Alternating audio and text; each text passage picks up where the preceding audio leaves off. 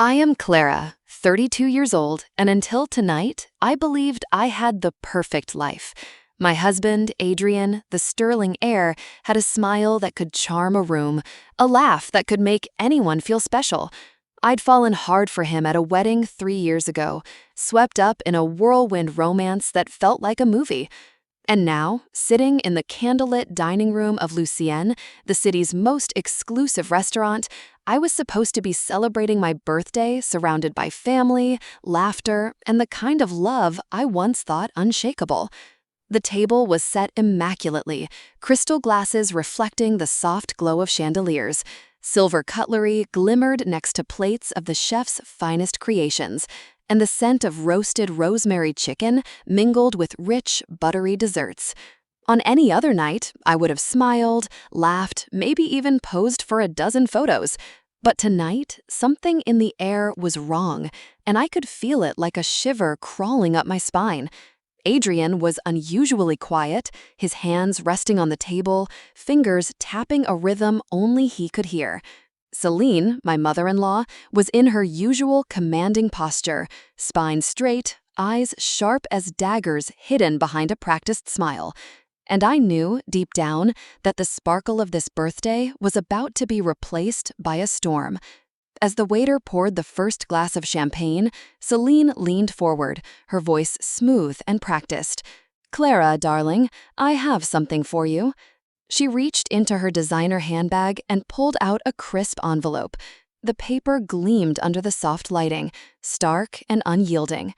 My pulse quickened, but I kept my smile polite, carefully neutral. "Divorce papers." She placed them in front of me, eyes glinting with a mix of satisfaction and triumph. "Signed, I hope," she said, her tone casual, as if we were discussing the weather. Adrian, shockingly, had his phone raised, recording every moment. I could see it in the reflection of the glass, his camera pointed directly at me, a smirk tugging at the corner of his lips, expecting humiliation. For a heartbeat, I considered the rage bubbling beneath my calm exterior. The sting of betrayal, the years of whispers and manipulations, the endless moments when I had been dismissed or belittled, all collided inside me. But I refused to give them the satisfaction. I picked up the pen, slowly, deliberately, and signed the papers. My hand didn't tremble. My eyes, steady and calm, met Celine's. "Thank you," I said softly, a subtle edge beneath the politeness. "This makes things simpler." I slid the papers back across the table and rose from my seat, my movements measured, elegant, dignified. Gasps rippled through the table. Adrian's smirk faltered. Celine's carefully constructed mask cracked just slightly, revealing the shock underneath. And I walked away, heels clicking against the marble floor, my heart steady, my mind clear. Outside, the city lights glittered, indifferent to the storm inside me. I took a deep breath, letting the cool night air wash over my skin. In that moment, I let myself smile, not out of joy, but out of clarity. What they didn't know was that I had already begun writing my own beginning months earlier. The divorce papers were not the end. They were the beginning of everything I had been planning, quietly, carefully, while they thought they were in control. I remember the exact moment I realized I was done being a pawn. It wasn't sudden, but it was sharp. Celine's constant intrusions, Adrian's passive betrayal, the way they tried to erase me from their lives, it all crystallized into one undeniable truth. I could either crumble or I could rise, and I chose to rise. As I walked down the steps of Lucienne, I passed the staff who all looked at me with polite concern. They had no idea what had just transpired, no inkling of the strategy already in motion. I felt almost sorry for them, but only for a moment. Then I smiled, a private, victorious smile. And here's the thing. I want you, whoever you are listening to my story now, to imagine being in my shoes. How would you react if your life suddenly shifted like this, if betrayal came dressed in celebration and champagne? Drop a comment below and tell me what you would have done. I read every comment and I love seeing your thoughts. And if you want to follow my journey, make sure you hit that like button and subscribe. You won't want to miss the next chapter where things get even more intense. I hailed a cab, letting the city blur past me as I replayed the dinner in my mind. Each word, each glance, each hidden agenda that had been aimed at me now felt like fuel. And for the first time in a long time, I felt entirely, completely free. Not free from the pain, not free from the betrayal, but free in a way that matters. The freedom to act, to decide, to reclaim my life on my own terms. I remember the exact moment I realized I was done being a pawn. It wasn't sudden, but it was sharp. Celine's constant intrusions, Adrian's passive betrayal, the way they tried to erase me from their lives, it all crystallized into one undeniable truth. I could either crumble or I could rise. And I chose to rise. As I walked down the steps of Lucienne, I passed the staff who all looked at me with polite concern. They had no idea what had just transpired, no inkling of the strategy already in motion. I felt almost sorry for them, but only for a moment. Then I smiled, a private, victorious smile. And here's the thing. I want you, whoever you are listening to my story now, to imagine being in my shoes. How would you react if your life suddenly shifted like this? If betrayal came dressed in celebration and champagne? Drop a comment below and tell me what you would have done. I read every comment and I love seeing your thoughts. And if you want to follow my journey, make sure you hit that like button and subscribe. You won't want to miss the next chapter where things get even more intense. I hailed a cab, letting the city blur past me as I replayed the dinner in my mind. Each word, each glance, each hidden agenda that had been aimed at me now felt like fuel. And for the first time in a long time, I felt entirely, completely free.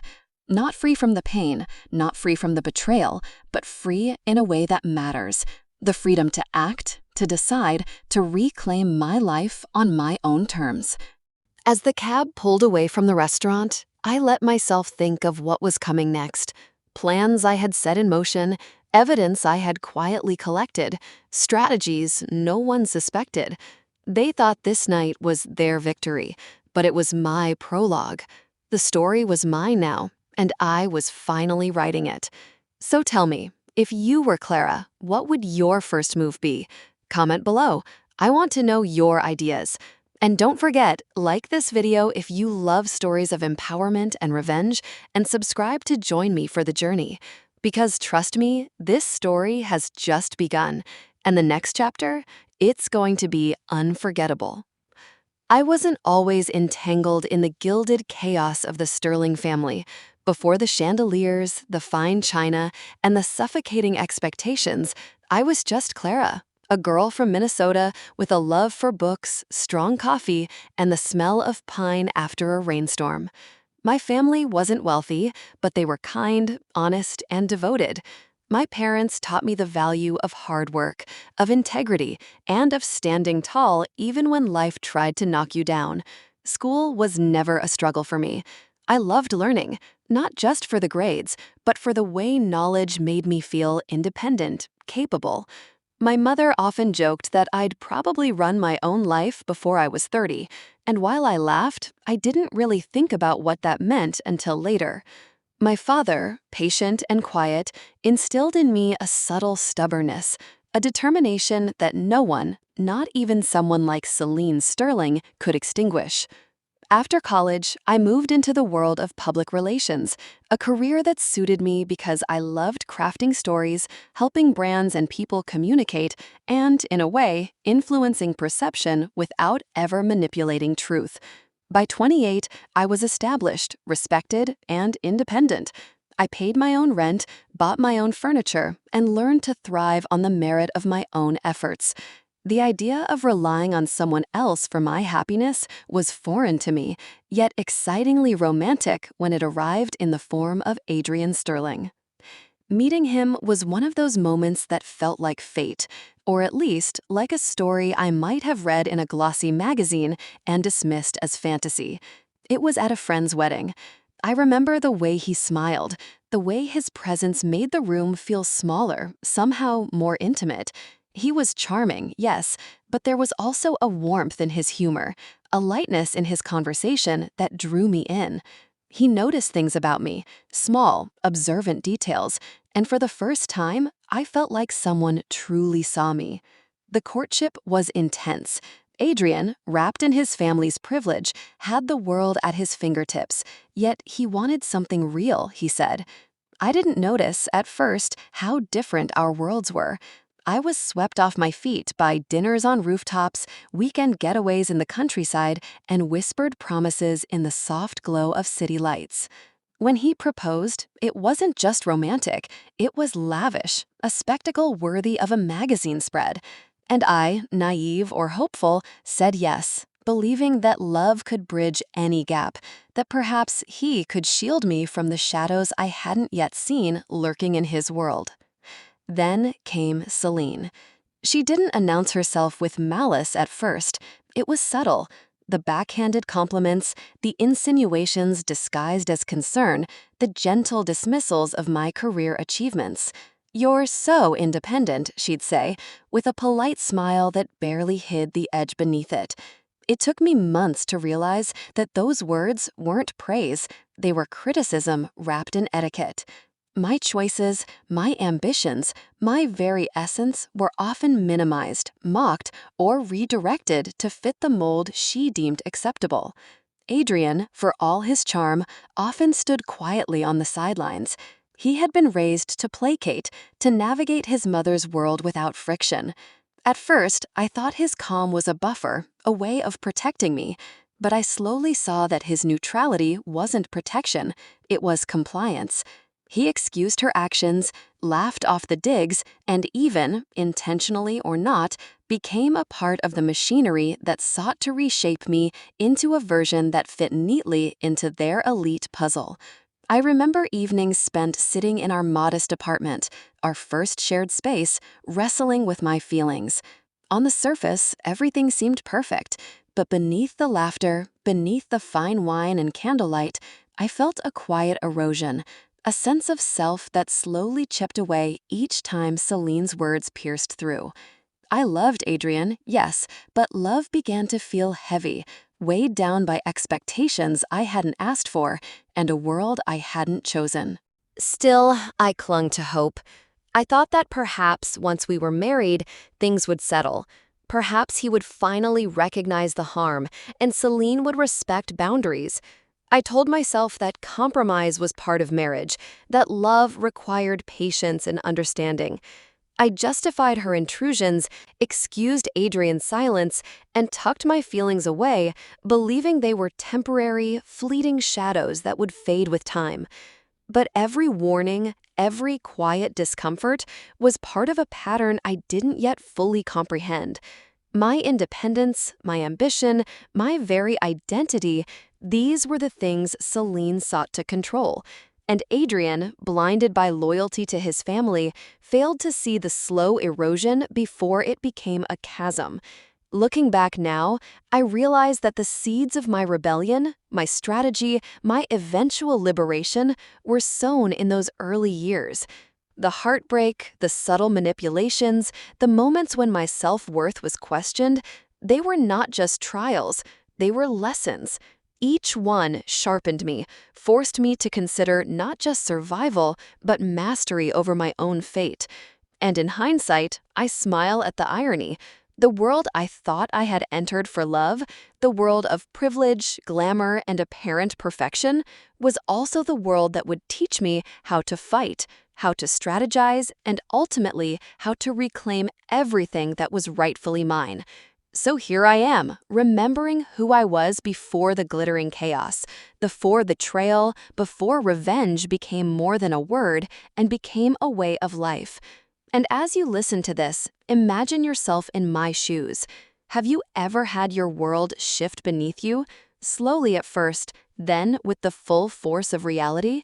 Share your story in the comments below. I read everyone. And if you want to see how a seemingly ordinary girl like me navigates the extraordinary, don't forget to like and subscribe. The next chapter? That's where the cracks in the illusion begin to show. The first months of marriage felt like a dream I wasn't sure I wanted to wake up from. Adrian and I moved into our townhouse, a charming place that balanced elegance with warmth, a home I thought we would fill with laughter and shared memories.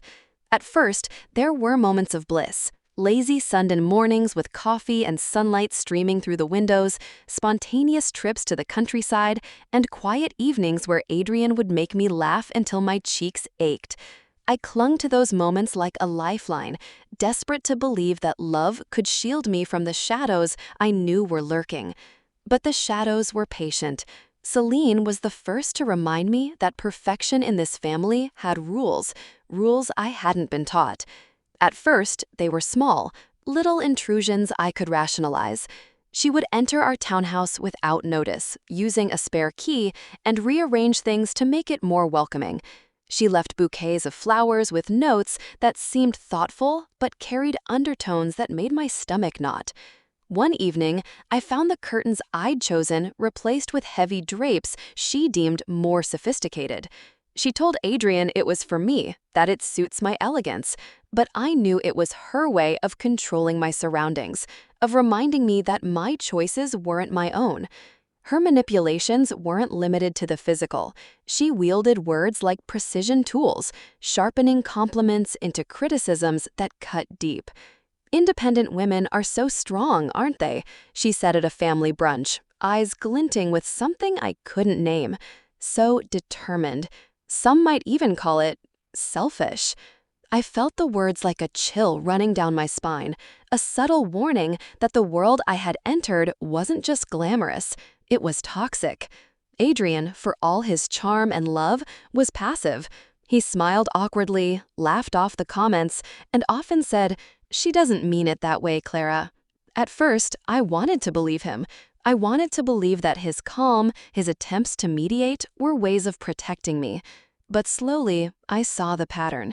He was more than passive. He was complicit. He let her overstep, dismissed my feelings, and even, unknowingly, became part of the machinery that sought to undermine me. The tension escalated in subtle ways. At social gatherings, Celine would jokingly critique my wardrobe or my career. Invitations to events were sometimes rescinded, or I'd find out that plans Adrian had made were altered behind my back. There was a constant undercurrent of erasure, a sense that I was living in someone else's carefully curated story, not my own. And yet, I still clung to hope, still told myself that love would prevail, that the man I married would see my value, protect me from this quiet war waged in the name of family. Even within our home, the erosion continued. I remember the anniversary of our engagement, a day I had imagined as intimate, filled with shared memories and laughter. Adrian was called away on work, and Celine saw her opportunity. She sent me flowers, accompanied by a note supposedly from him, a gesture meant to replace his presence with her control. I unpacked the bouquet with trembling fingers, the note feeling both empty and suffocating, the words a hollow substitute for genuine connection. That was the first time I realized that love alone was not enough to shield me. At night, I would sit on the edge of our bed, staring at the ceiling, trying to understand what had gone wrong. The man I loved, the man who had seemed so attentive and kind, was no longer the one standing beside me in spirit. He had been molded, like the rest of his family, to see the world in terms of control and appearances. My feelings, my ambitions, my very self were considered secondary, and the realization stung with a clarity that was impossible to ignore. Then came the subtle betrayals that made the air feel heavier. I discovered that Adrian shared details of my work, my ideas, my strategies with Celine. What I had believed were private conversations became fodder for criticism, the building blocks of a narrative in which I was increasingly portrayed as unreliable or overly ambitious. Every compliment or acknowledgement I received in public was often twisted into ridicule or undercut by Celine's insinuations. My independence, once celebrated in my family and among friends, was now framed as a flaw, something that needed correction. One evening, I caught a glimpse of Celine's true strategy when I overheard a conversation between her and Adrian. They were discussing the prenup, how to handle me, how to ensure that if I became a problem, I could be removed without consequence. The words were clinical, almost cruel, and the realization hit me like a physical blow. This was not just a mother meddling in her son's life. It was a deliberate, calculated effort to erase me, to neutralize any threat to their carefully constructed world. It was in that moment, lying awake that night, staring at the ceiling, that a shift began inside me. The hope that had kept me clinging to this marriage began to waver, replaced by a clarity I hadn't yet dared to acknowledge. I was being erased, but I did not have to accept it. I could no longer rely on Adrian, nor could I trust that Celine's power would remain unchecked. I realized that I had a choice. I could remain a passive participant in this story, a victim swept along by the currents of manipulation and control, or I could start planning, quietly, strategically, for my own survival and eventual reclamation. It was terrifying to think of taking such a path, but there was an unmistakable thrill in imagining a life where I dictated the terms, where I was no longer subject to their whims and judgments. Looking back now, I can see how these early months, these small but consistent intrusions and betrayals, were training in disguise. Every comment, every manipulation, every moment of dismissal sharpened my resolve. They had thought they were molding me, controlling me, and all the while, I was observing, learning, and preparing. And now, as I sit here telling you this story, I want you to imagine being caught in a world where every move, every word, every intention is monitored and twisted. How would you respond if your independence, your identity, were challenged at every turn? Share your thoughts in the comments below. I read every one, and I love hearing your ideas. And if you're as intrigued as I am by stories of quiet rebellion turning into full-blown empowerment, make sure you hit like and subscribe. The next chapter, that's when the cracks in the illusion become impossible to ignore. I had always believed that love was supposed to be safe, that marriage, at its core, was a partnership built on trust, respect, and honesty. But the illusion of safety crumbled, not with one grand act of betrayal, but through a steady, relentless erosion that became impossible to ignore. It started subtly, with whispers in the family circle. Celine had a way of planting seeds, quiet insinuations that grew into doubts not just in my mind, but in the perception of others. "She's so independent," she'd murmur to relatives. "Sometimes I wonder if she's unstable." It was never outright cruel, at least not in public, but the undertone was clear. I didn't belong. Friends and acquaintances began to echo her sentiments, either knowingly or out of fear. I could feel the walls of my world tilting. Adrian, my husband, seemed blind, or perhaps unwilling, to see it. He laughed off the rumors as if they were inconsequential, reassuring me in soft tones that I was imagining things. But when I discovered he had been sharing details of my professional work with Celine, ideas I had spent hours crafting, strategies I had nurtured, his reassurances became hollow. He prioritized his mother's judgment over my worth. Every act of supposed care was now tinged with betrayal. The breaking point, however, came on what should have been a celebration of us, our anniversary.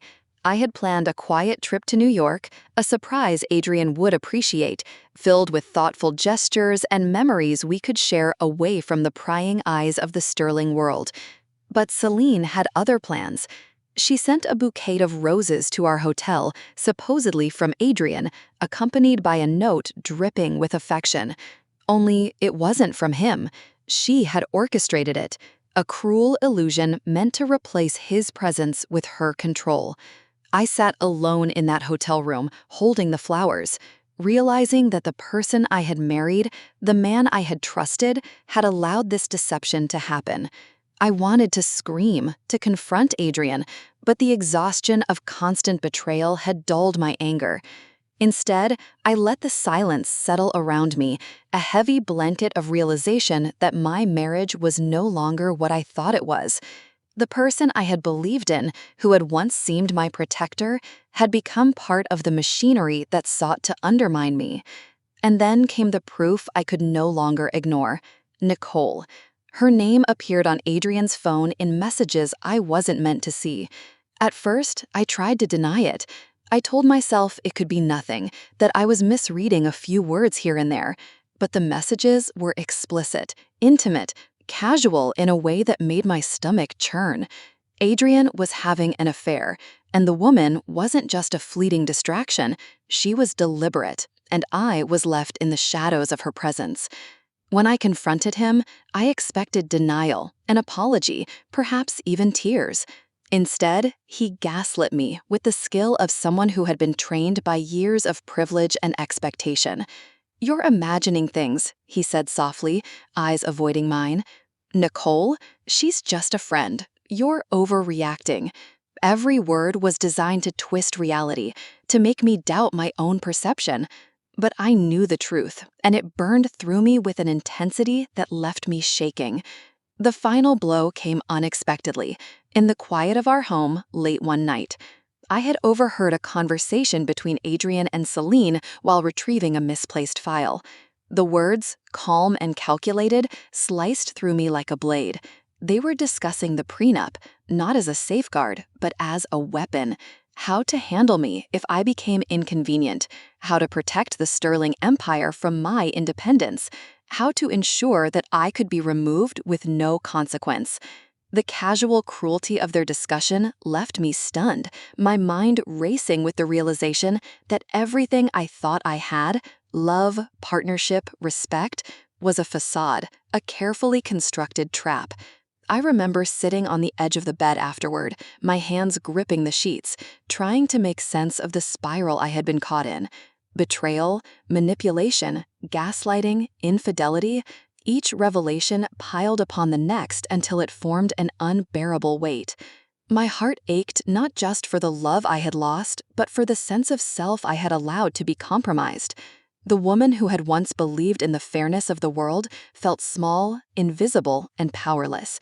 But somewhere in the depths of despair, clarity emerged. It wasn't rage at first, it was understanding. Understanding that I could no longer rely on Adrian to see me, to protect me, or to act with integrity. Understanding that Celine's control was not just over my marriage, but over my life. And that if I wanted to survive, I needed a strategy. And for the first time, I considered not just surviving, but turning the tide entirely. The despair transformed into calculation. I began noticing patterns, recording conversations in my mind, remembering the small inconsistencies, the ways Adrian and Celine underestimated me.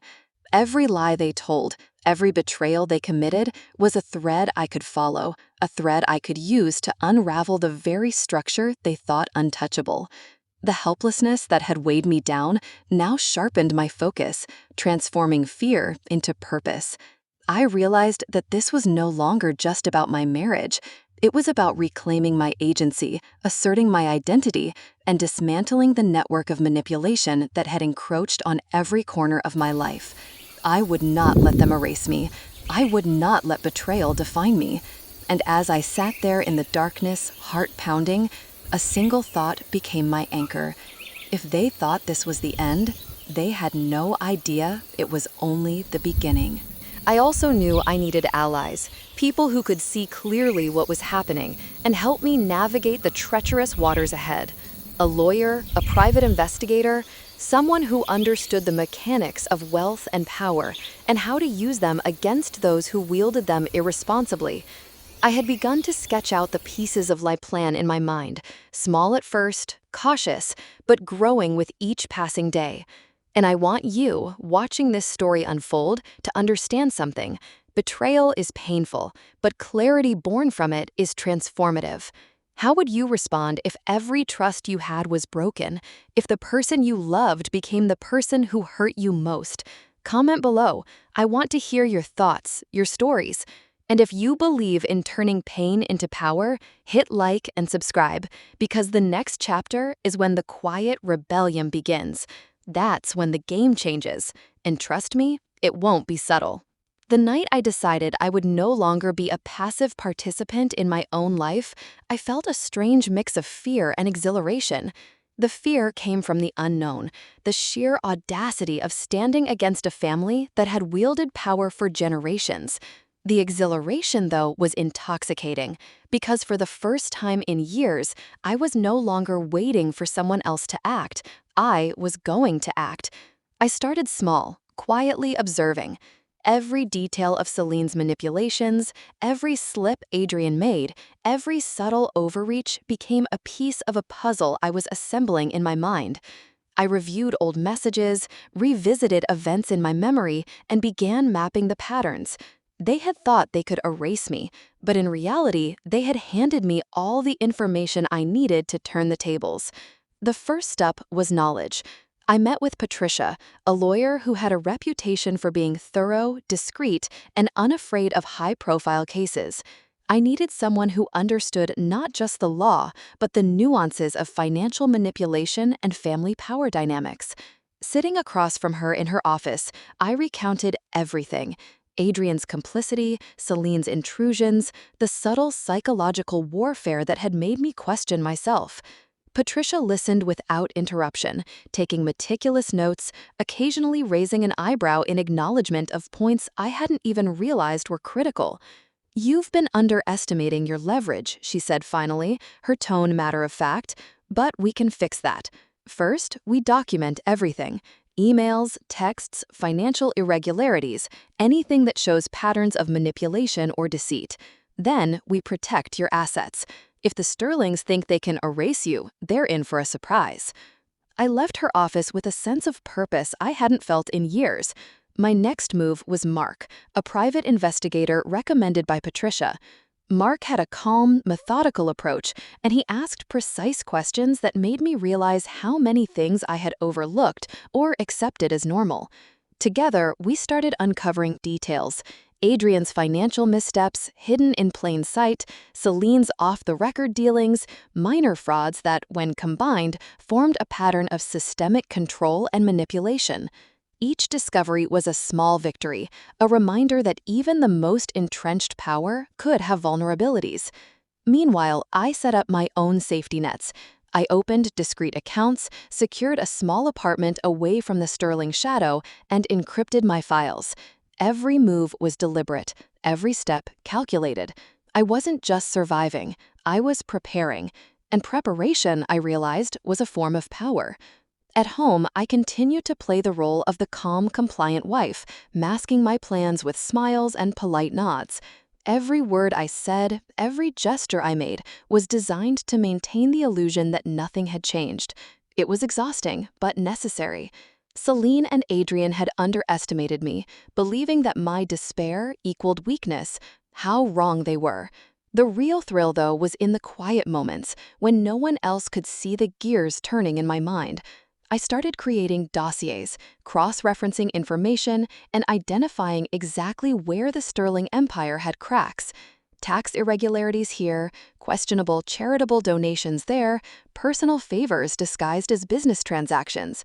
Each piece of evidence brought me closer to a sense of control I hadn't felt since I was a child, navigating a world far smaller, far simpler, yet just as demanding. I also began observing Adrian differently. His weaknesses, his loyalties, his habits all became points I could leverage later. He was predictable in ways I hadn't noticed before, and every interaction became a test, a way to understand how he might react under pressure. I didn't hate him, not exactly.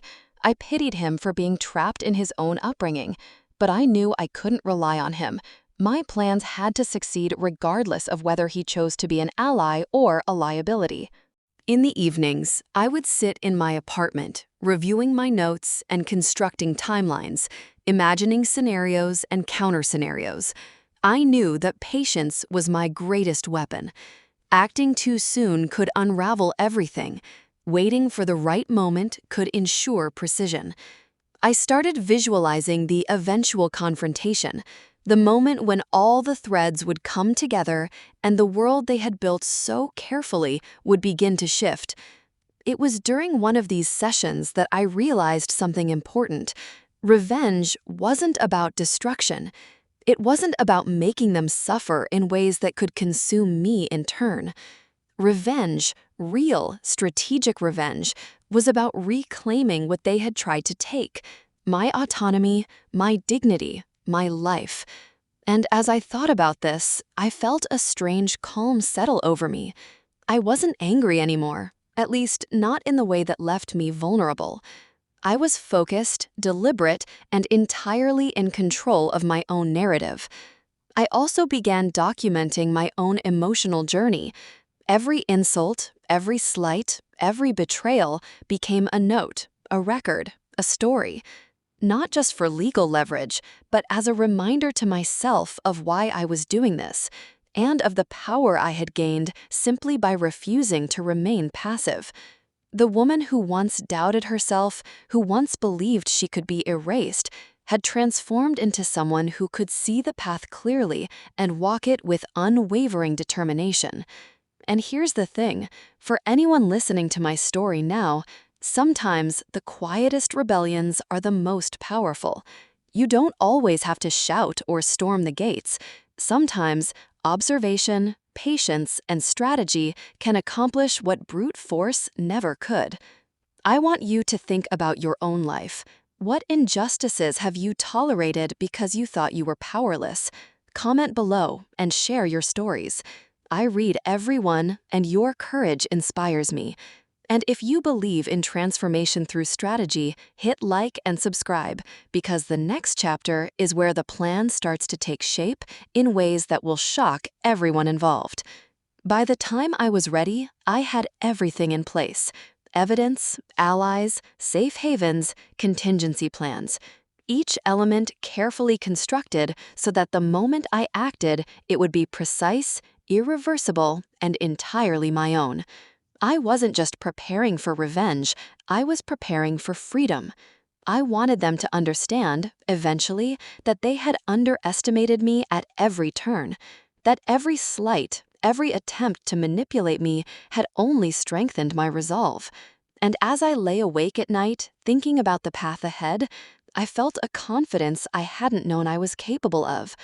I was no longer the wife, the daughter-in-law, the girl from Minnesota swept into a world she didn't fully understand.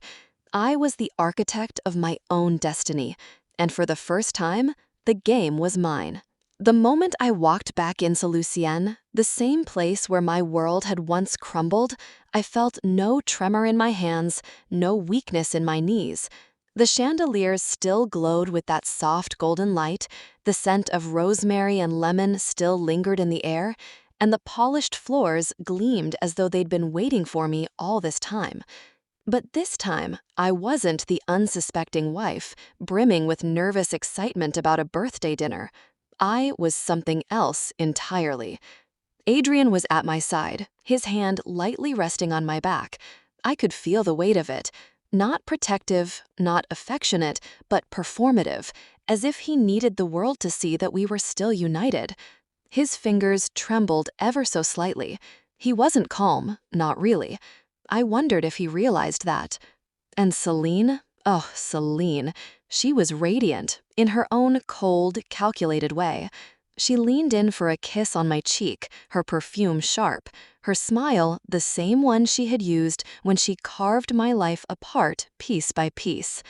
"Happy birthday, Clara," she said smoothly, her voice dripping with the kind of false warmth she had mastered. I smiled back. "Thank you. It's always so kind of you to remember." If she noticed the glint in my eyes, she didn't show it.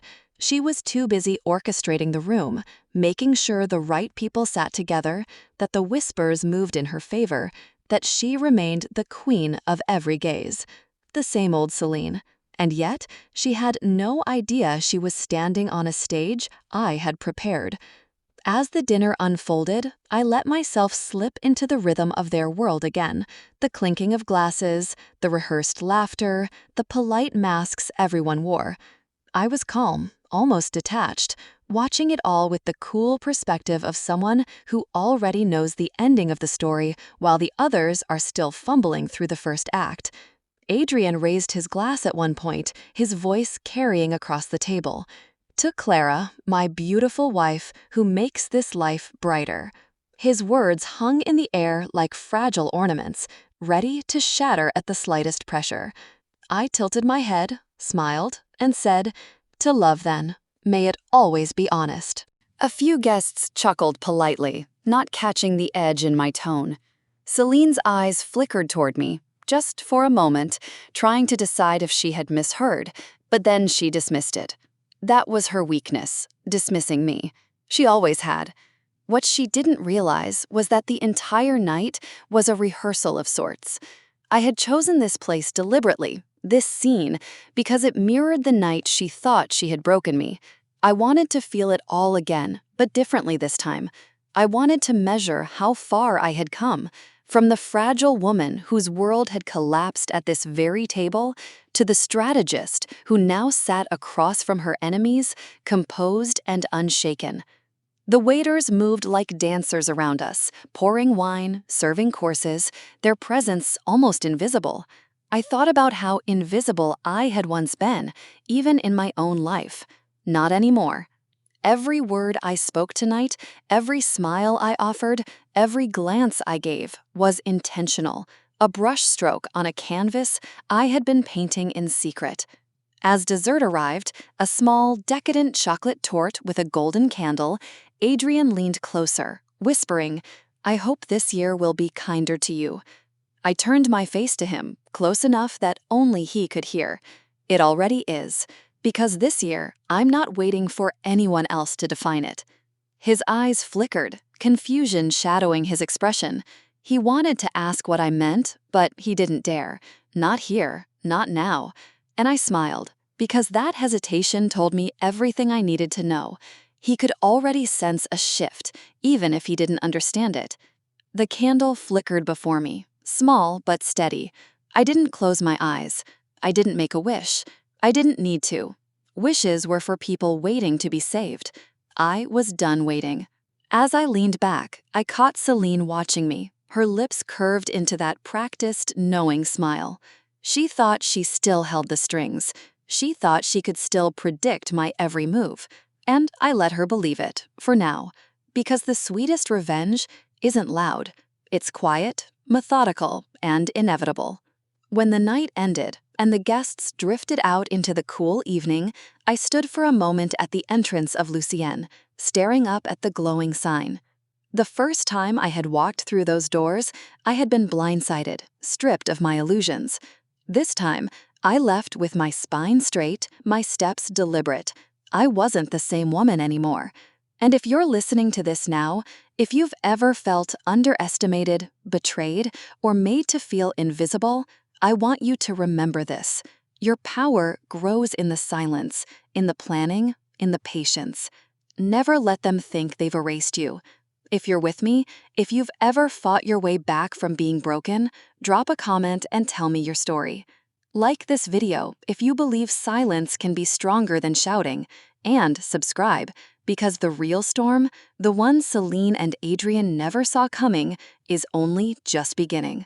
As I slid into the back of the car that waited for us, Adrian beside me, Celine's laughter echoing faintly behind us, I pressed my fingers lightly against the window glass and whispered to myself, "This year, the birthday surprise is mine." Celine always believed her parties were legendary, but to me, they were just stages, arenas where she could parade her power, where every crystal glass and every string quartet note hummed her name. Her 60th birthday gala was no different. The Sterling mansion had been transformed into a palace of glitter and shadows, filled with politicians, CEOs, journalists, and every socialite desperate for a photograph beside her. I arrived deliberately late. It wasn't to be dramatic, it was to be noticed. My gown was black silk, sleek and sharp as a blade. The kind of dress that didn't need sequins or feathers to demand attention.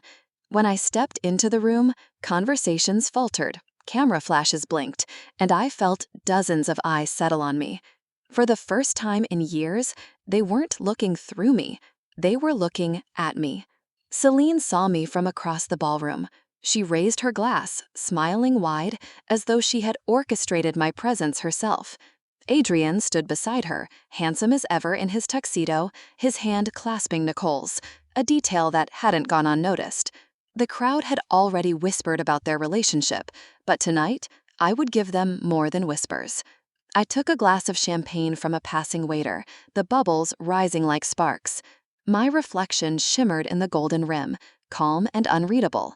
Inside, though, I felt the thrum of a conductor raising a baton just before the symphony begins. Months of preparation had brought me here. Every piece was already in motion. Patricia with the lawyers, Mark with the investigators, the IRS and SEC with sealed reports waiting to be unwrapped like poisonous gifts. Tonight wasn't about starting the fire. Tonight was about striking the match in full view of an audience.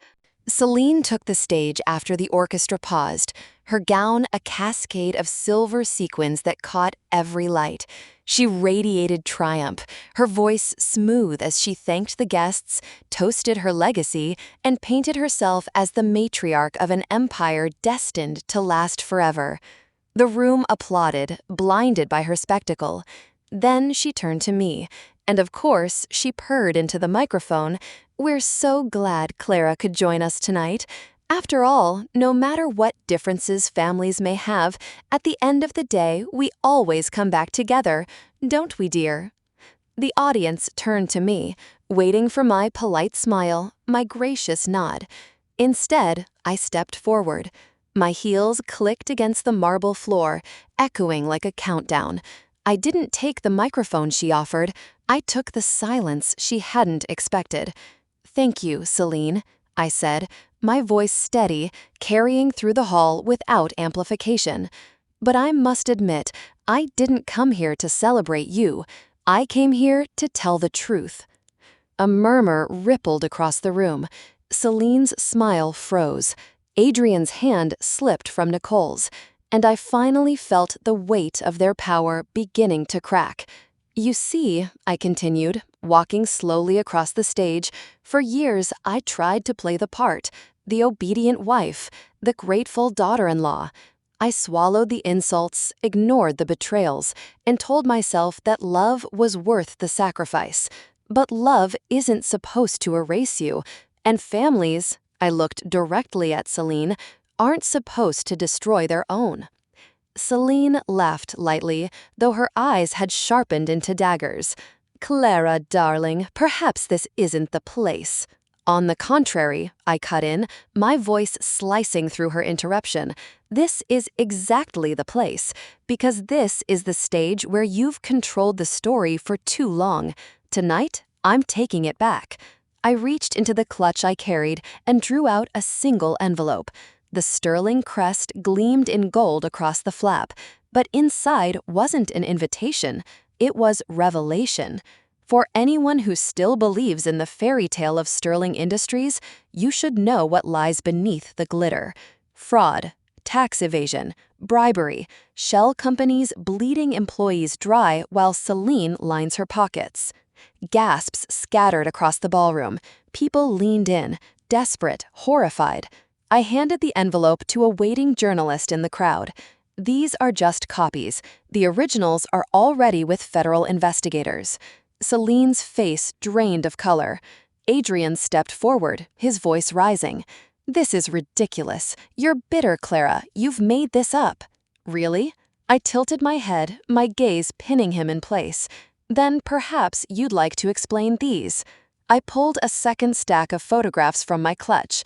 Images of him with Nicole, in hotels, on trips, hands entwined where no one was supposed to see. Or should we let Nicole confirm them herself?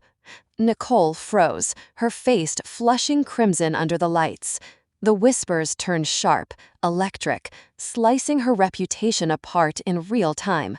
Adrian reached for her, but she pulled away, her lips trembling as she muttered, "You said it would never come out." "Oh, Adrian," I said softly, almost pitying, "you should know by now, everything comes out eventually." The room was alive with murmurs now: scandal, betrayal, downfall. Celine tried to reclaim control, raising her hands for silence. "This woman is delusional. She's trying to destroy us because she couldn't keep her marriage." "No," I interrupted, my tone final. "You destroyed yourselves.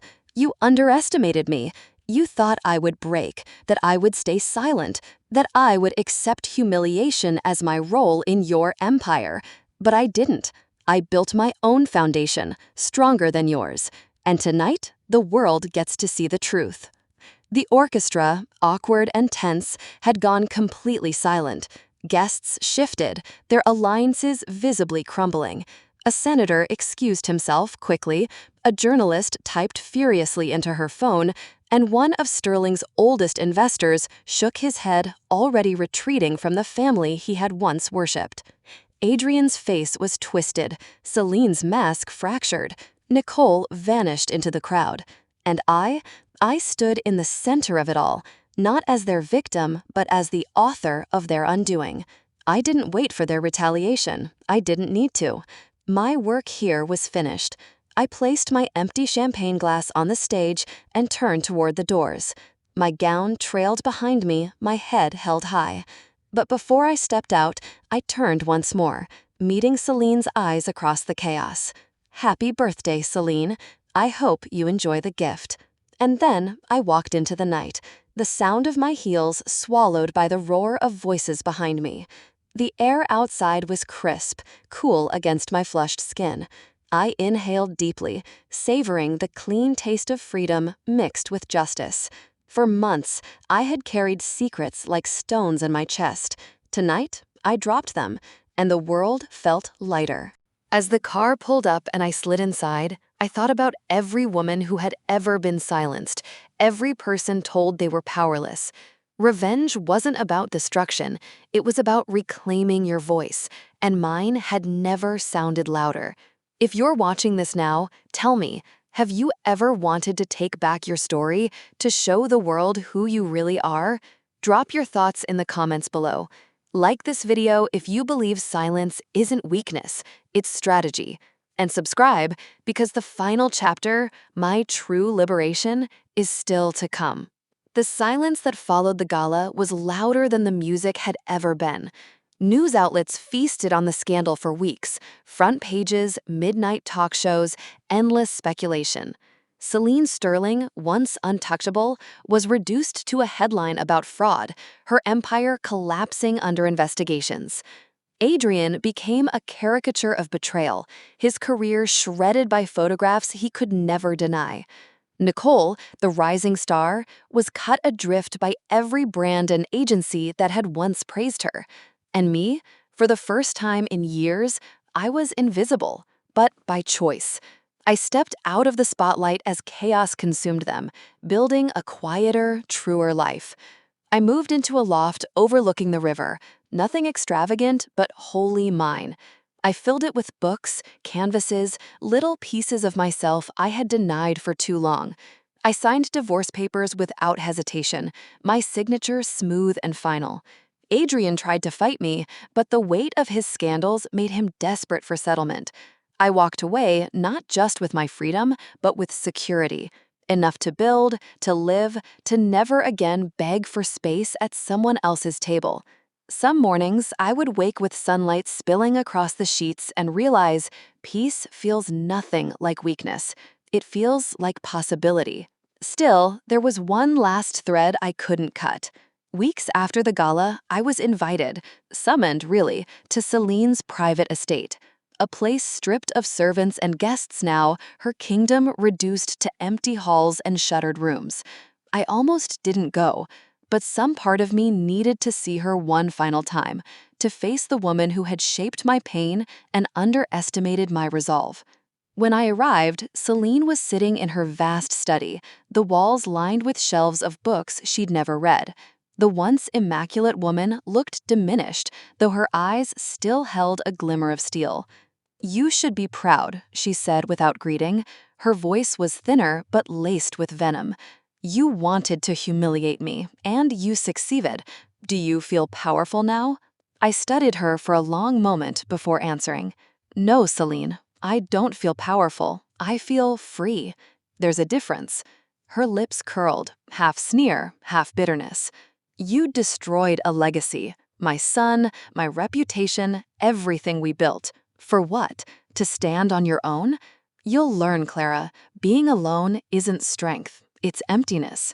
I walked slowly around the room, running my fingers along the polished edge of her desk.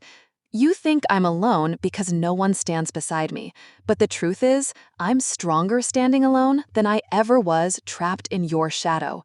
You built an empire on fear and silence. I've built a life on truth. That's a legacy worth keeping. For a flicker of a moment, I thought I saw doubt in her expression, but it vanished beneath the mask she wore so well. You'll regret this, she whispered. I leaned closer, meeting her eyes without flinching. No, Celine, the only regret I carry is wasting so many years believing your approval mattered.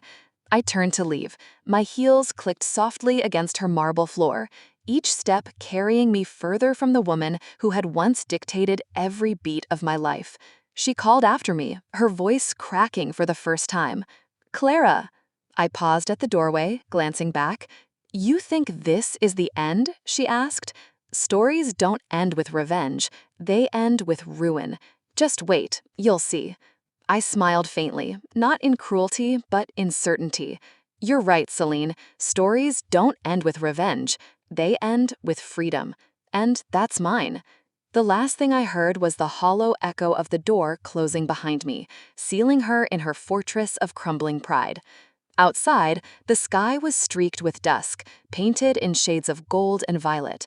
I breathed it in, the cool air brushing against my skin like a promise. For the first time in years, there was no weight pressing down on my chest, no shadow of Adrian, no chains of Celine's world. Only me, walking forward into a horizon I hadn't dared to imagine before. This wasn't about revenge anymore. It never truly was. It was about reclaiming my voice, my choices, my future. And as I walked away from the ruins of the Sterlings, I realized something profound. Sometimes the greatest victory isn't in burning down someone else's empire, it's in finally stepping out of their ashes and building your own. So here I am, telling you my story, not as a victim, not even as someone seeking justice, but as someone free. And if you've ever felt silenced, belittled, or trapped, let this be your reminder. You are stronger than the walls built around you. You can step out. You can rise. If you followed me this far, I'd love to hear from you. What would freedom look like in your story? Drop your thoughts in the comments below. Don't forget to like this video if you believe that silence can be turned into strength. And subscribe, because every ending is just the beginning of something new.